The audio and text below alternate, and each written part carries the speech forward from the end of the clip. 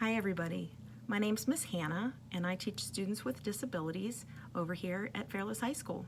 And today I'm going to read Chapter 9 from Alabama Moon to you. The next morning, another policeman brought me bacon and eggs and a biscuit for breakfast.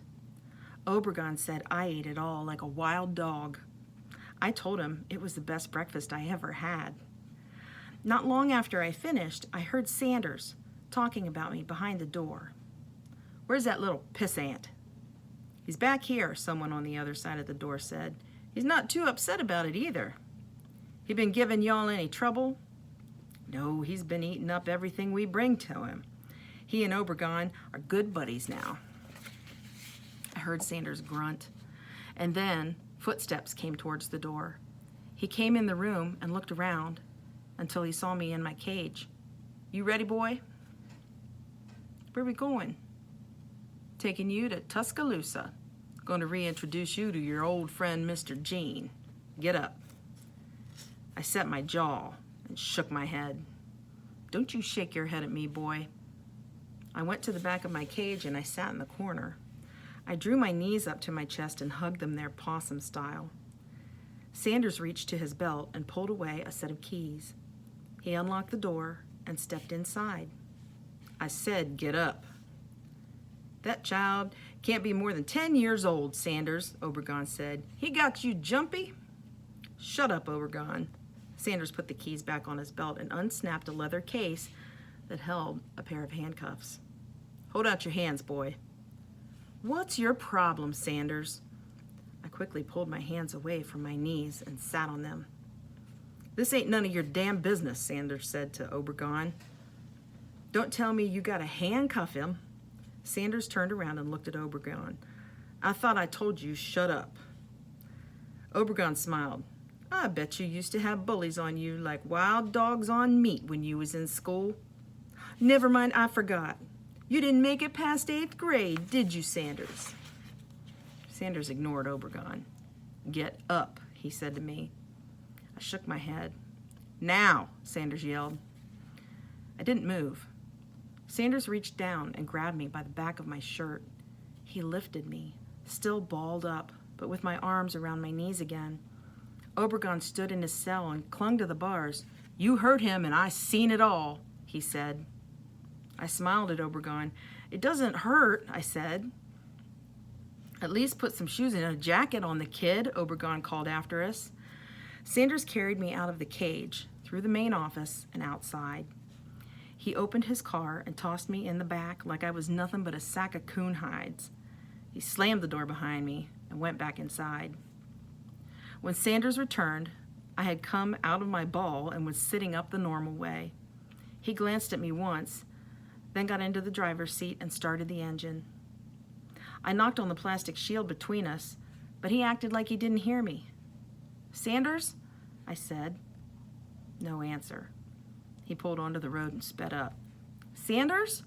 I said again. "What?" "Where are we?" "First of all, it's Constable Sanders to you. And we're in Livingston." Suddenly the window beside me slid down a few inches and the cold air came rushing through and blew against my face. "Little chilly back there?" Sanders said as he chuckled to himself. I didn't say anything. I wanted the window down to keep me from getting sick again.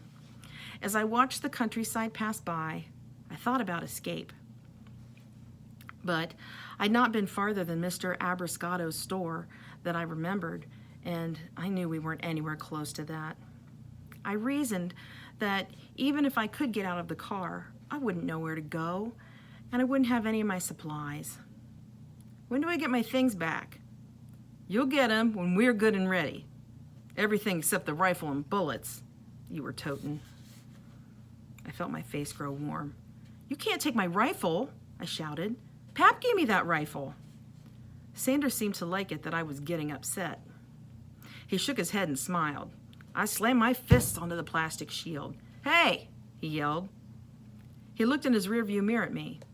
He wasn't smiling anymore. "You scratch up my new patrol car, and we're going to have a go at it. I spent 2 hours cleaning your stink out of it last night." I sat back and looked down at my knees. We drove along without talking for a long time. I thought again of ways to escape, but the situation seemed hopeless. After a while, Sanders pulled over again at a gas station and filled the car. When he came back from paying, he was popping a flat, round can against his thumb. He got into the car and opened the container by cutting it with his teeth. What's that? Copenhagen chewing tobacco. Now shut up. I've got to pee. Hold it. You ain't getting out of this car. He put some of the tobacco between his front lip and his gum and flicked his fingers at the floor. He closed the door and started the engine. As we pulled onto the highway, I watched him move his lip around and spit into an RC Cola can.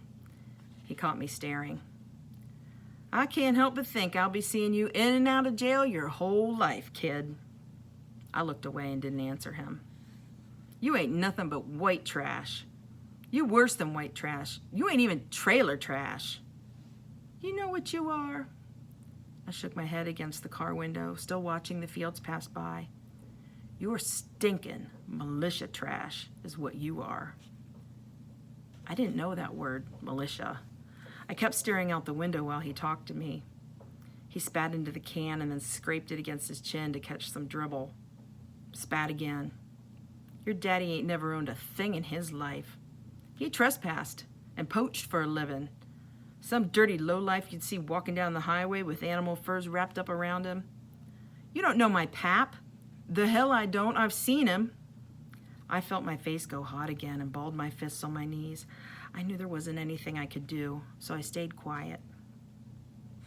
You'd have never been nothing, boy. That man didn't care a lick about you. I couldn't hold the anger any longer, and I slammed both my fists down onto the plastic shield and shouted at him. I've got another gun, you know. I've still got Paps hidden away with some bullets. You'll be lucky if I don't shoot you dead. Here we go, he said. Sanders veered off the road and skidded to a halt. He racked the gear shift into place and flung the car door open. I crouched on the seat like a frog. When he opened my door, I jumped at him. He didn't expect me to come at him like that, but I did. By the time his hand stretched out to grab me where I would have been on the seat, I was already clinging to him with my legs wrapped around his stomach and my arms under his armpits. I bit into his shoulder and chewed at it like it was tough gristle. Sanders started yelling and backed away from the car while I worked in 3 or 4 chews.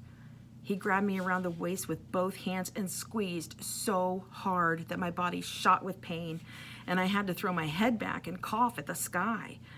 I felt my pants go wet with pee flowing down my leg. Damn it, he yelled. How about this? You feeling this? I tried to nod so that he would stop, but I couldn't. I ain't the man you mess with, boy. My family's owned land in Sumter County for 100 years. You wouldn't know anything about owning stuff, would you? I coughed again, and my eyes felt like they were about to burst. He squeezed me harder. Would you? Everything I saw was blurry.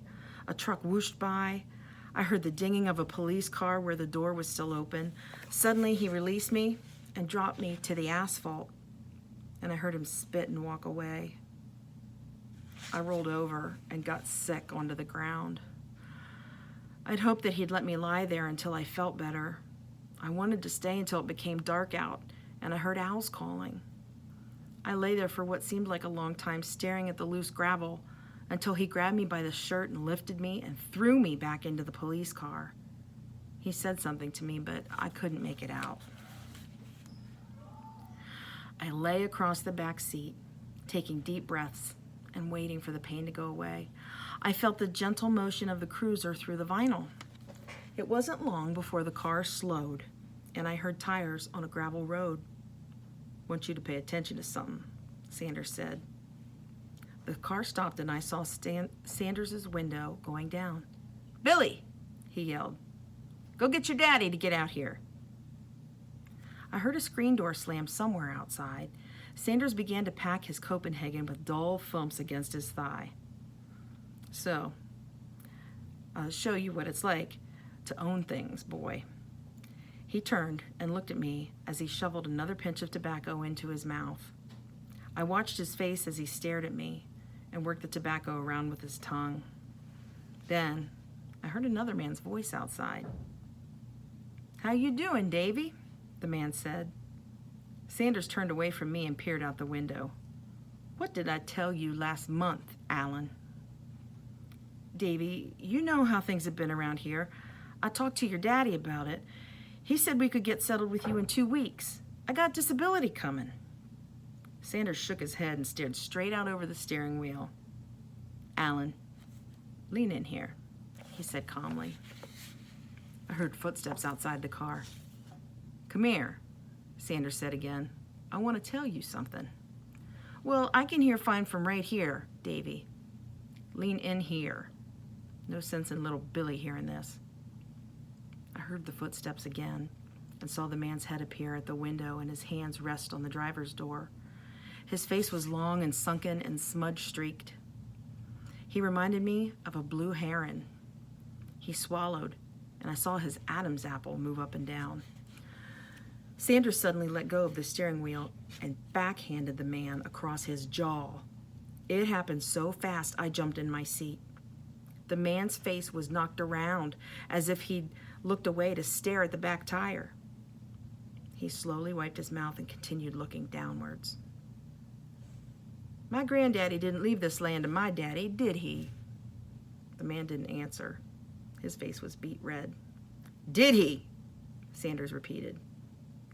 "No, he didn't." "See what you can do then. I know plenty of people that would love to take over this house you built on my property."